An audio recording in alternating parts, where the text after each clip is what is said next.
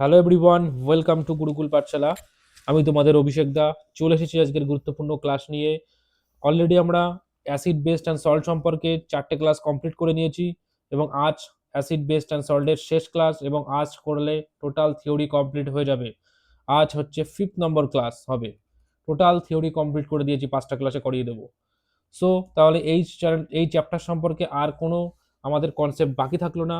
তোমরা এবার প্রিভিয়াস ইয়ারের কোশ্চেন ঘেটে লাগাবে, দেখবে পুরো হুবহু কমন পাচ্ছ এবং 80 থেকে 90% কোশ্চেন সলভ করতে পারছো। 10% কোশ্চেন হয়তো পারবে না, কিন্তু 90% কোশ্চেন একদম সলভ করতে পারবে, এটা আমার প্রতিজ্ঞা। তোমরা মিলিয়ে দেখবে 90% কোশ্চেন সলভ করতে পারবে রেলের। যে কোনো পিভিআই কুড়ে দেখাও, আগের বছরের এএলপি হোক, যে কোনো টেক হোক, জুনিয়র ইঞ্জিনিয়ার হোক, যে কোনো পিআই কিউ তোমরা তুলে দেখো যে 80 থেকে 90% কোশ্চেন সলভ করতে পারবে। তো শুরু করা যাক আজকের ক্লাস। কি বলছে ফার্স্ট, এখান থেকে শুরু হবে আজকে। লবণের ক্লাস কি বাস্তবে শুষ্ক? তোমাদের আগের দিন আমি বলেছিলাম ক্লাস কি, তাহলে তোমাদের আগের দিনে আমি বলেছিলাম যে ক্লাস কি। ক্লাস কি বলো? ক্লাস হচ্ছে কি যার জ্যামিতিক আকার বিশিষ্ট হয়, যার জ্যামিতিক আকার আছে। তাহলে ক্লাস হলো কি যার জ্যামিতিক আকার আছে, সেই হচ্ছে ক্লাস। যার জ্যামিতিক আকার আছে সেই হচ্ছে ক্লাস। এটা আমি জানিয়েছিলাম। তাহলে ক্লাস কি বাস্তবে শুষ্ক, সেটা আজ আমরা জানবো। ক্লাস কি বাস্তবে শুষ্ক?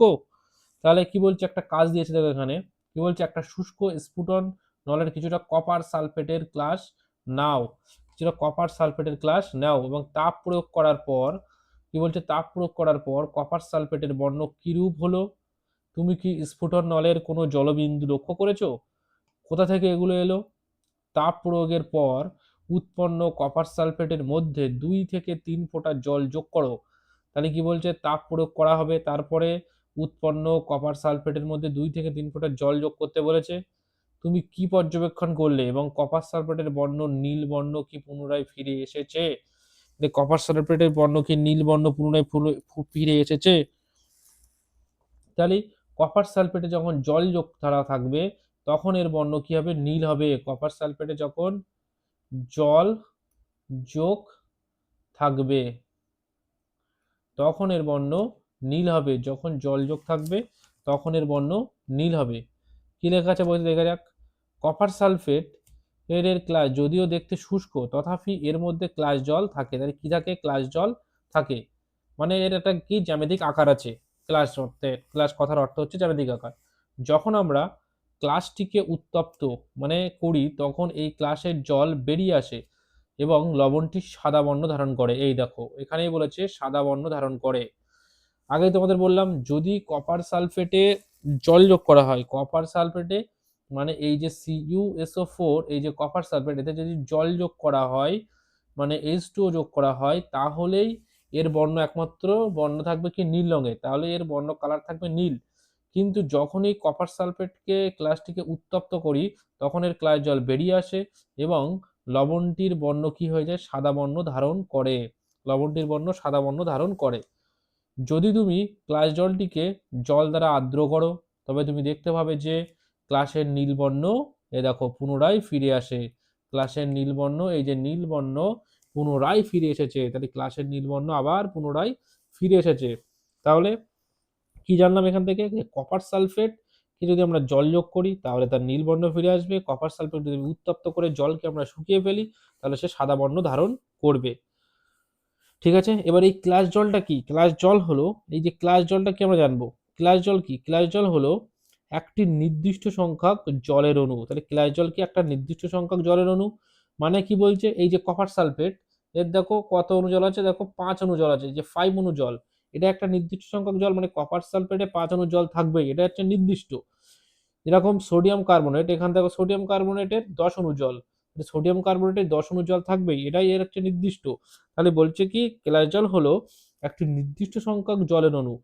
একটা নির্দিষ্ট সংখ্যক, ইচ্ছা মতো জল থাকবে না, একটা নির্দিষ্ট সংখ্যক জলের অণু যা এক সংকেত একক পরিমাণ কোনো লবণে উপস্থিত থাকে, যা এক সংকেত একক পরিমাণে কোনো লবণে উপস্থিত থাকে এবং কপার সালফেটের এক সংকেত একক পরিমাণে, এখানে ওই সেম বলেছে যে কপার সালফেটে এক সংকেত একক পরিমাণে 5টি জলের অণু থাকে।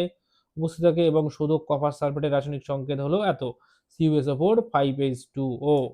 এবং সোডিয়াম কার্বনেটটাও সেম জিনিস, Na2CO3 10 অণু জল।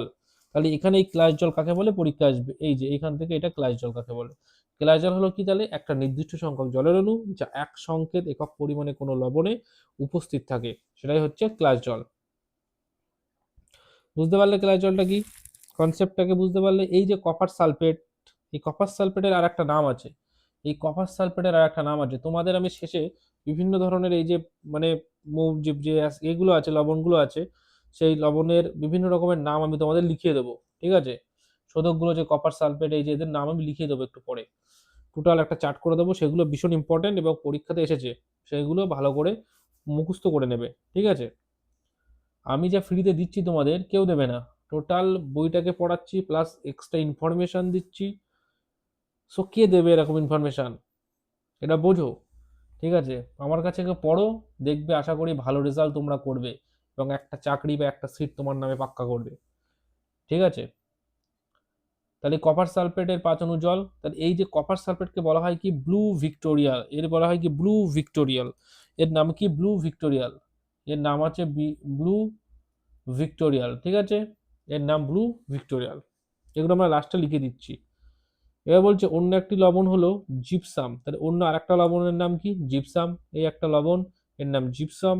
তার মধ্যে ক্লাস জল বর্তমান, তার মধ্যেও ক্লাস জল আছে বর্তমান, এতে ক্লাস জল রূপে 2 অণু জল বর্তমান, তাহলে কি জিপসামে ক্লাস জল রূপে 2 অণু জল বর্তমান থাকে। জিপসামে কত অণু জল বর্তমান থাকে, ক্লাস জল রূপে 2 অণু জল বর্তমান থাকে এবং এর রাসায়নিক সংকেত হলো এই যে দেখো CaSO4 প্লাস 2 অণু জল, CaSO4 প্লাস 2 অণু জল, তাহলে CaSO4 প্লাস 2 অণু জল, তাহলে ক্যালসিয়াম, তাহলে কি এই যে ক্যালসিয়াম সালফেটের রাসায়নিক সংকেতের, ঠিক আছে। এইটা, এটা হচ্ছে জিপসামের রাসায়নিক সংকেত। পরীক্ষা আসবে কিন্তু যে জিপসামে কত অণু জল থাকে, জিপসামে কত অণু জল থাকে, জিপসামে 2 অণু জল থাকে। তাহলে এর রাসায়নিক সংকেত হবে কি, রাসায়নিক কিভাবে হয়, calcium sulphate dihydrate, calcium sulphate dihydrate মানে 2 আছে তাই ডাইহাইড্রেট, ঠিক আছে, ক্যালসিয়াম সালফেট ডাইহাইড্রেট। চলো আমরা এই লবণটিকে ব্যবহার করি। এই যে প্লাস্টার অফ প্যারিস ভীষণ ইম্পর্টেন্ট, পরীক্ষা আসে যে আমাদের হাত পা ভেঙে গেলে ডাক্তারেরা প্লাস্টার করে দেয়, এটা কোথা থেকে করে, এই প্লাস্টার অফ প্যারিস থেকে ডাক্তারেরা আমাদের এই হাত পা গুলো ভেঙে গেলে করে দেয়।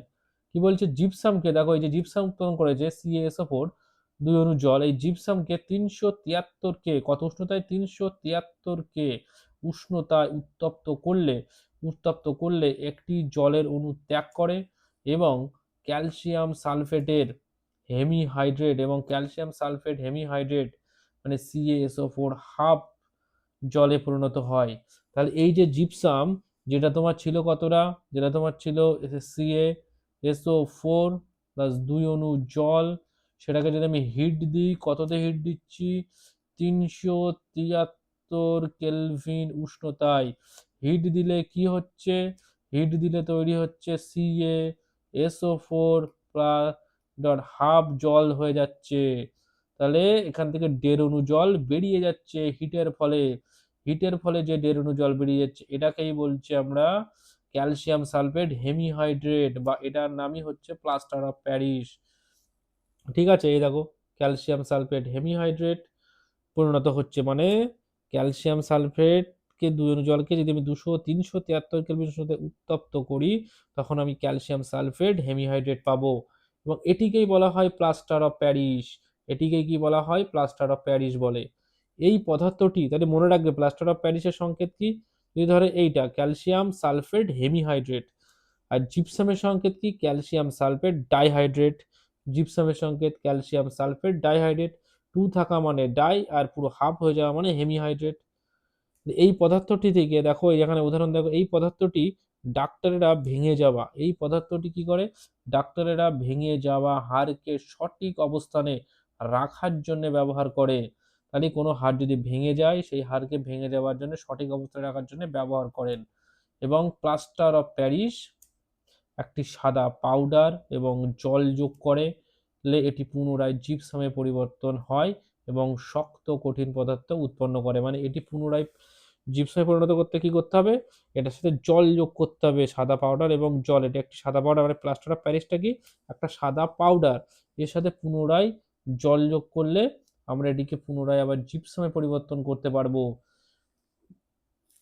এই দেখো, এই যে ক্যালসিয়াম সালফেট হেমিহাইড্রেট, এটা প্লাস্টার অফ প্যারিস, তার সাথে দেখো যে ডের অণু জল বেরিয়ে গিয়েছিল 373 কেলভিন উষ্ণতায় তাপ দেওয়ার ফলে।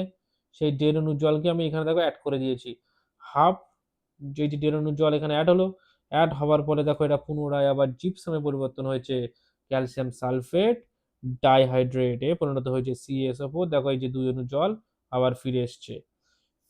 ঠিক আছে, বুঝতে পারলে? এবার কি বলছে লক্ষ্য করো, কেবল জলের অর্ধেক অণু ক্লাস জল রূপে যুক্ত থাকতে দেখা যায়। তুমি কিভাবে জলের অণু পাবে? এটি এভাবে লেখা হয় কারণ CaSO4 এর দুটি সংকেতে এককে এক অণু জল সংযোজিত থাকে। প্লাস্টার অফ প্যারিস খেলনা তৈরিতে, এবার কোথায় কোথায় ব্যবহার করা হয় দেখো, এখানে বলে দিয়েছে। প্লাস্টার অফ প্যারিস খেলনা তৈরিতে, সাজসজ্জার জিনিসপত্র তৈরিতে। তাহলে কিসে কোষে? প্লাস্টার অফ প্যারিস খেলনা তৈরিতে, সাজসজ্জার জিনিসপত্র তৈরিতে এবং দেওয়ালকে মসৃণ করতে ব্যবহৃত হয়, এবং দেওয়ালকে মসৃণ করতে ব্যবহৃত হয়। বুঝতে পারলে? তাহলে প্লাস্টার অফ প্যারিস কি করে? খেলনা তৈরি করতে ব্যবহার করা হয়, সাজসজ্জার জিনিসপত্র তৈরি করতে ব্যবহার করা হয় এবং দেওয়ালকে মসৃণ করতেও ব্যবহার করা হয় প্লাস্টার অফ প্যারিস।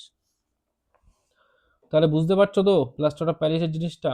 বলছে এবার কি, খুঁজে বের করার চেষ্টা করো যে calcium sulphate hemihydrate K plaster of Paris বলা হয় কেন। এই যে ক্যালসিয়াম সালফেটের হেমিহাইড্রেটকেই প্লাস্টার অফ প্যারিস বলা হয় কেন, এটা বলো। বলো তো দেখি কেন বলা হয়। সিম্পল জিনিস, তোমাদেরকে আমি আগেই বললাম যে হাফ মানে কি, ফুল মানে কি ছিল? ফুল মানে ছিল ক্যালসিয়াম সালফেট ডাইহাইড্রেট, আর হাফ যখন হলো তখন হয়ে গেল কি হেমিহাইড্রেট, তার মানে কি অর্ধেক জল, অর্ধেক জলের জন্যে এটাকে এমন নাম দেওয়া হয়েছে ক্যালসিয়াম সালফেট হেমিহাইড্রেট। অর্ধেক জল, এখানে কি লিখতে পারি আমরা? লিখতে পারি অর্ধেক জল, অর্ধেক জল বলে। ঠিক আছে, অর্ধেক জল বলে আমরা ক্যালসিয়াম সালফেট হেমিহাইড্রেটকে প্লাস্টার অফ প্যারিস বলবো। ঠিক আছে, এবার আমরা নেক্সট কিছু এক্সট্রা ইনফরমেশন জানবো, বা তার আগে আমরা এই দুটো তিনটে কোশ্চেনগুলো একটু দেখে কি কি বলতে দেখো কোশ্চেনগুলো। 2 নম্বর কোশ্চেন দেখো কি বলছে, এটা এটা এটা তো জানবেই যে ক্যালসিয়াম যে CaOCl2 এর রাসায়নিক নাম কি, মানে এই যৌগটার সাধারণ নাম কি? বলো সাধারণ নাম কি? তো সোজা জিনিস, একটু আগে শেখালাম। এটার নাম কি? আর আমরা নেক্সট ক্লাসে করেছিলাম, মানে 4 নম্বর ক্লাসে করেছিলাম এইটা। এটা কি বলছে? এটা হচ্ছে কি ব্লিচিং পাউডার। দেখো এটার নাম হচ্ছে ব্লিচিং পাউডার, এর নাম কি? Bleaching powder. ঠিক আছে, নেক্সট 2 নম্বর কোশ্চেন, সেই পদার্থটির নাম লেখো যার সাথে ক্লোরিনের ব্লিচিং বিক্রিয়ায় ব্লিচিং পাউডার উৎপন্ন হয়। তাহলে কোন পদার্থ বলছে? সেই পদার্থটির নাম লেখো। কোশ্চেনটা দেখো, সেই পদার্থটির নাম লেখো। এখান থেকে কিন্তু কোশ্চেন চলে আসবে রেলে, দেখবে। মানে এনসিআরটির কোশ্চেন হোক, কাজ হোক, থিওরি হোক, যা আছে টোটাল ডিটো টুকে দেবে, টোটাল ডিটো টুকে দেবে। এটা কিন্তু মাথার মধ্যে ঢুকিয়ে নিতে হবে। এর বাইরে আমরা কিচ্ছু যাব না, এনসিআরটিতে যেটাই লেখা আছে আমরা সেটাই পড়বো, এর বাইরে আমরা কিচ্ছু পড়বো না, শুধুমাত্র এনসিআরটি এনসিআরটি এনসিআরটি। ঠিক আছে, রেল মানেই গুরুকুল, গুরুকুলই একমাত্র প্রতিষ্ঠান বাংলায় যে রেলের প্রিপারেশন করাচ্ছে এবং সায়েন্সকে পড়াচ্ছে পুরো ধীরে ধীরে, আস্তে আস্তে প্রতিটা লাইনকে বুঝিয়ে বুঝিয়ে পড়াচ্ছে। পুরো এনসিআরটি লাইন বাই লাইন পড়াচ্ছি, পুরো টুকে আনছি না যে PDF বানিয়ে সেখান থেকে পড়াচ্ছি না, পুরো বইকে পড়াচ্ছি লাইন বাই লাইন, সেটা দেখো। তাহলে বিশ্বস্ত প্রতিষ্ঠান রেলের জন্য গুরুকুল পাঠশালা, মনে রাখবে এটা। সেই কোশ্চেনটা দেখা যাচ্ছে, সেই পদার্থটির নাম লেখো যার সাথে ক্লোরিনের বিক্রিয়ায় ব্লিচিং পাউডার উৎপন্ন হয়। তাহলে আমরা কোন পদার্থ বলতে পারি এখানে যে ক্লোরিনের বিক্রিয়ায় ব্লিচিং পাউডার? আমরা পড়েছিলাম কি? আমরা বলেছিলাম না শুষ্ক চুন বা কলি চুন। তাহলে কি চুন? কলি চুন। কলি চুনের বিক্রিয়ায় আমরা ব্লিচিং পাউডার পেয়েছিলাম না? কলি চুন। সেই কলি চুনের রাসায়নিক নাম কি ছিল? CaOH2, calcium hydroxide. তার সাথে যদি আমরা ক্লোরিনকে বিক্রিয়া করি, সেখান থেকে আমরা এই যে ব্লিচিং পাউডার বাবুকে পেয়েছিলাম, এই যে ব্লিচিং পাউডার বাবু এনাকে পেয়েছিলাম। বুঝতে পারলে? যে ক্যালসিয়াম হাইড্রোক্সাইডকে মিশাতে হবে, মিশিয়ে আমরা ব্লিচিং পাউডার পাবো। নেক্সট আমরা কি বলছে দেখা যাক। নেক্সট কোশ্চেন, ক্ষরজলকে মৃদু করতে, কোনো একটা জল হয়তো ক্ষার হয়ে রয়েছে, তো সেই জলকে মৃদু করতে ব্যবহৃত হয় এমন একটি সোডিয়ামের যৌগের নাম লেখো। এ তো ইজি কোশ্চেন, পুরো ওই ব্যবহার থেকে দিয়েছে। ক্ষার জলকে মৃদু করতে আমরা কি ব্যবহার করি? ক্ষার জলকে মৃদু করতে আমরা কি ব্যবহার করি বলো? ক্ষার জলকে মৃদু করতে কি ব্যবহার করি আমরা? সোডিয়াম কার্বনেট ব্যবহার করি, Na2CO3 ব্যবহার করি। আমরা তো পড়েছি যে ক্ষার জলকে মৃদু করতে ব্যবহার করা হয় সোডিয়াম কার্বনেট, Na2CO3। ঠিক আছে, তাহলে আজ এখানে আমাদের পুরো থিওরি কমপ্লিট হয়ে গেল অ্যাসিড বেস অ্যান্ড সল্টের। তাহলে টোটাল কমপ্লিট করে দিলাম, এবং নেক্সট আমি একটা ক্লাসে এর যে এমসিকিউ আছে, আচ্ছা ঠিক আছে চলো আজকেই এর এমসিকিউ কিছু সলভ করে দিই। চলো, তাহলে পুরোপুরি এনসিআরটির এইটা টোটাল কমপ্লিট হয়ে যাবে, নেক্সট আমরা একটা ক্লাস শুরু করতে পারবো। তাহলে এর অনুসরণে চলে আসলাম। দেখো ফার্স্ট কোশ্চেন কি বলছে, দেখো একটি দ্রবণ লাল লিটমাসকে নীল করে, দ্রবণের পিএইচ হতে পারে। একটি দ্রবণ লাল লিটমাসকে, আচ্ছা না না আজ এটা করব না, আজ এটা থাক, নেক্সট অন্য একটা ক্লাসে করব। এবং আজ যে এক্সট্রা ইনফরমেশনগুলো দেবো বলেছিলাম সেইগুলোকে দিয়ে দিই, ঠিক আছে, সেগুলোকে আগে দিই, তারপরে যদি সময় থাকে ক্লাস যদি না বড় হয় তাহলে আমি তোমাদের এই ইনফরমেশনগুলো দিয়ে দিচ্ছি, এমসিকিউটাকে সলভ করিয়ে দিচ্ছি। এক্সট্রা ইনফরমেশন যেগুলো ছিল, দেখো কি বলছে। আমি বলেছিলাম না কিছু লবণের নাম লিখিয়ে দেবো যে লবণগুলো পরীক্ষাতে আসে এবং তাদের অন্য নাম। দেখো আমার সাথে, ফার্স্ট ফার্স্ট লবণ কি বলেছে, আমি এখান থেকে লিখতে থাকছি, ঠিক আছে। বলছে কি ব্লু ভিক্টোরিয়াল, ব্লু ভিক্টোরিয়াল, সরি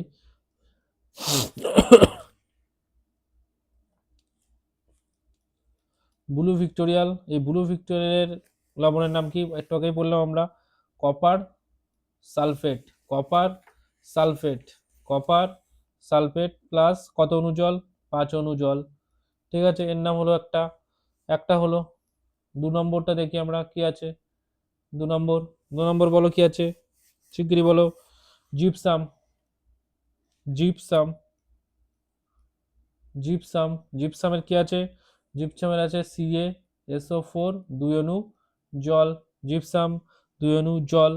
এবার আমরা 3 নম্বর পড়বো গ্রিন ভিক্টোরিয়াল, গ্রিন ভিক্টোরিয়াল, গ্রিন ভিক্টোরিয়ালকে আমরা কি বলবো? গ্রিন ভিক্টোরিয়ালকে আমরা বলবো FeSO4, FeSO4 কত অণু জল? এখানে 7 অণু জল, ঠিক আছে, 7 অণু জল। 4 নম্বরে আমরা কি করব গ্রিন ভিক্টোরিয়ালের পরে? 4 নম্বরে পড়বো আমরা হোয়াইট ভিক্টোরিয়াল, হোয়াইট ভিক্টোরিয়াল, হোয়াইট ভিক্টোরিয়াল আমি আর লিখলাম না, ভি লিখে দিলাম হোয়াইট ভিক্টোরিয়ালের সংকেত। জিঙ্ক ZnSO4 কত অণু জল? 7 অণু জল এখানেও, ঠিক আছে, হোয়াইট ভিক্টোরিয়াল 4। 5 নম্বরে আমরা কি পড়বো? 5 নম্বরে ইমসম সল্ট, ইম ইপসম সল্ট, ইপসম সল্টের রাসায়নিকে কি আছে? MgSO4 7 অণু জল, ঠিক আছে, 7 অণু জল।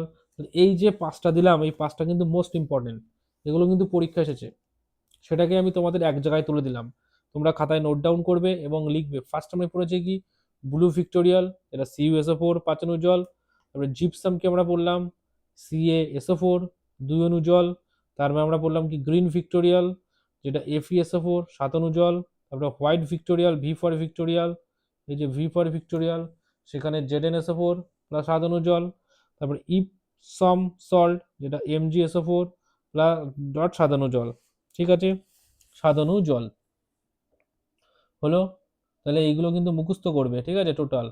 আর একটা ভীষণ ইম্পর্টেন্ট একটা জিনিস, এটাও পরীক্ষা আছে, যে ফটকিরির সংকেত কি? ফটকিরি বা পটাশ ফটকিরি যেটাকে আমরা বলি, সেই ফটকিরির সংকেত কি? ফটকিরির সংকেত কি? কার সংকেত কি? ফটকিরি, ও সরি সরি, এটাকে নিচে লাগাতে হবে একটু ওয়েট। ফটকিরির সংকেত কি?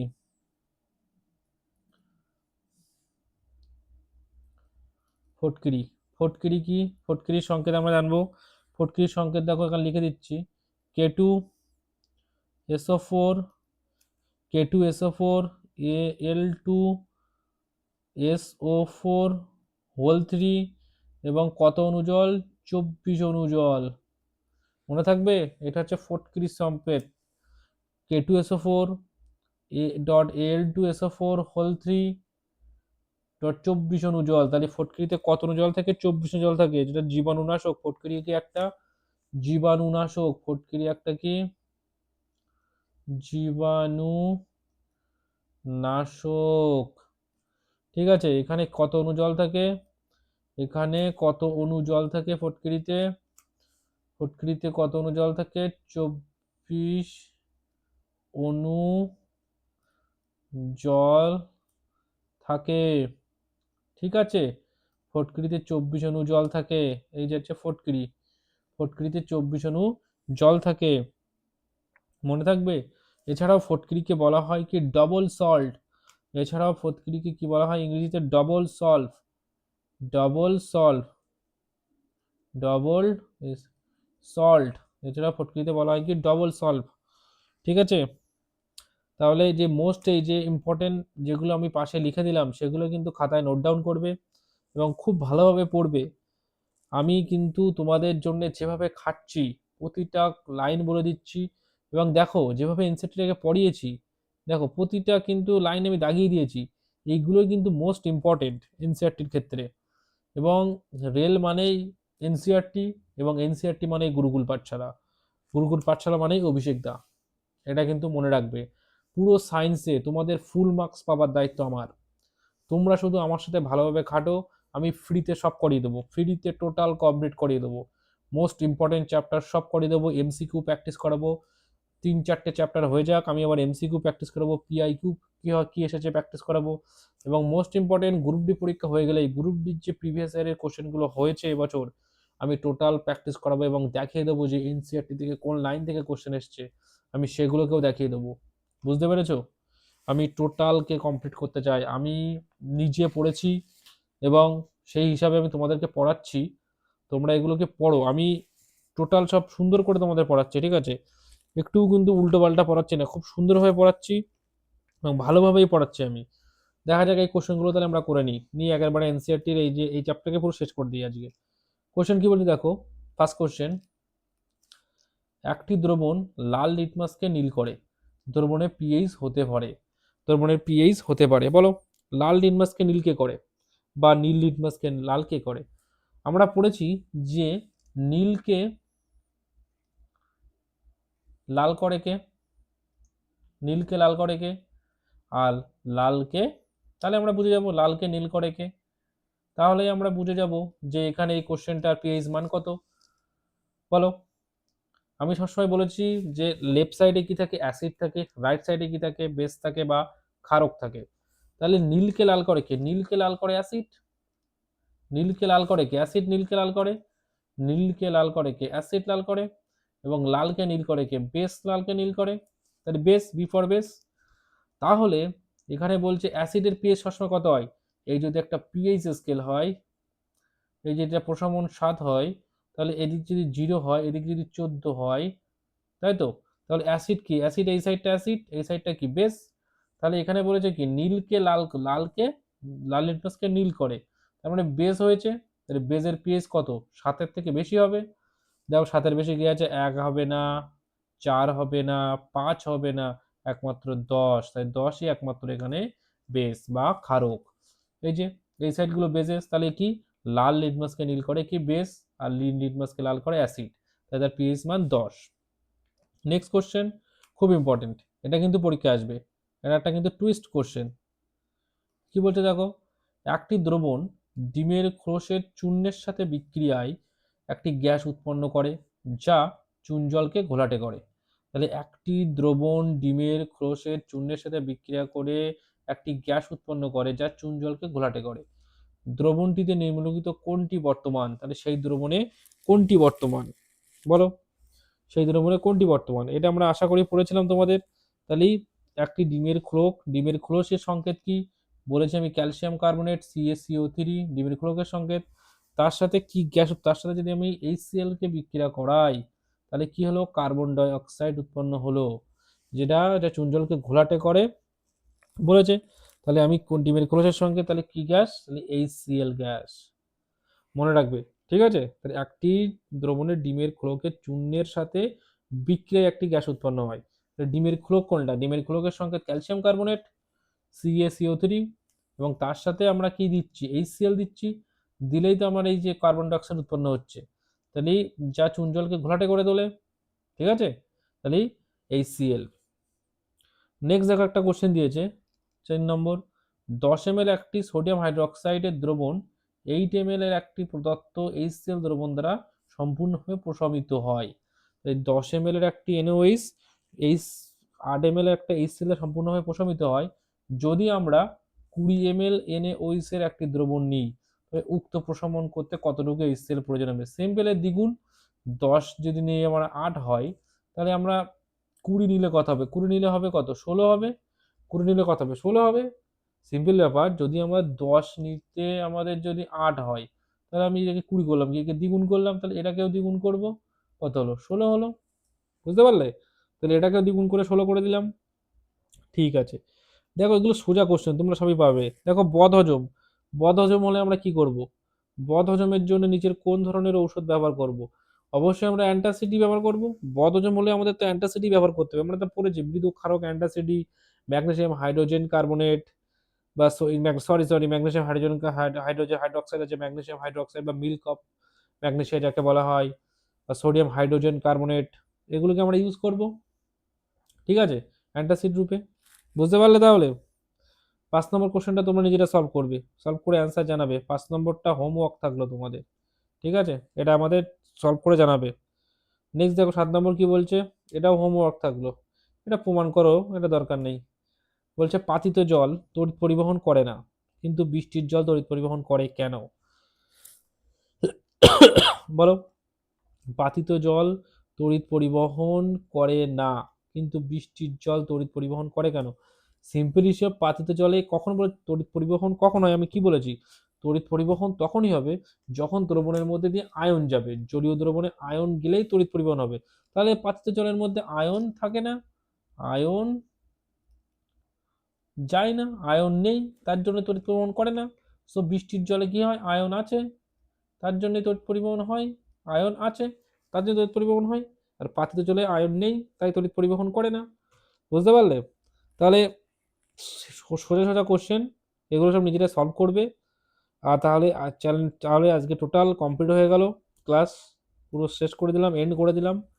পুরো চ্যাপ্টার থিওরি পুরো কমপ্লিট। তোমরা পিআইকিউ সলভ করে দেখো, 80 থেকে 90, 85 থেকে 90% কোশ্চেন তোমরা হুবহু পাবে কমন, এবং 10% যেটা পাবে না সেটা একটু ঘুরিয়ে ফিরিয়ে আসে কোশ্চেন, সেগুলোর জন্য আমাদের আলাদা করে এমসিকিউ প্র্যাকটিস করতে হবে। আর আদারওয়াইজ সব হয়ে যাবে এখান থেকে। অ্যাসিড বেস অ্যান্ড সল্টের টোটাল থিওরি কমপ্লিট করলাম পুরো ফ্রিতে, পুরো লাইন বাই লাইন, তাছাড়াও এক্সট্রা ইনফরমেশন দিলাম। ভালো লাগলে চ্যানেলকে সাবস্ক্রাইব করবে এবং পাশে থাকবে আমাদের, এবং আমাদের সাথে রেলের প্রস্তুতি এগিয়ে নিয়ে যাও, এবং তোমার একটা সিট পাক্কা করার জন্য আমাদের সাথে থাকো। ঠিক আছে, থ্যাংক ইউ, ধন্যবাদ। আবার নেক্সট ক্লাসে দেখা হবে অন্য একটা নতুন চ্যাপ্টার সাথে, আমরা দেখা করব নতুন একটা চ্যাপ্টার নিয়ে। ঠিক আছে, বাই।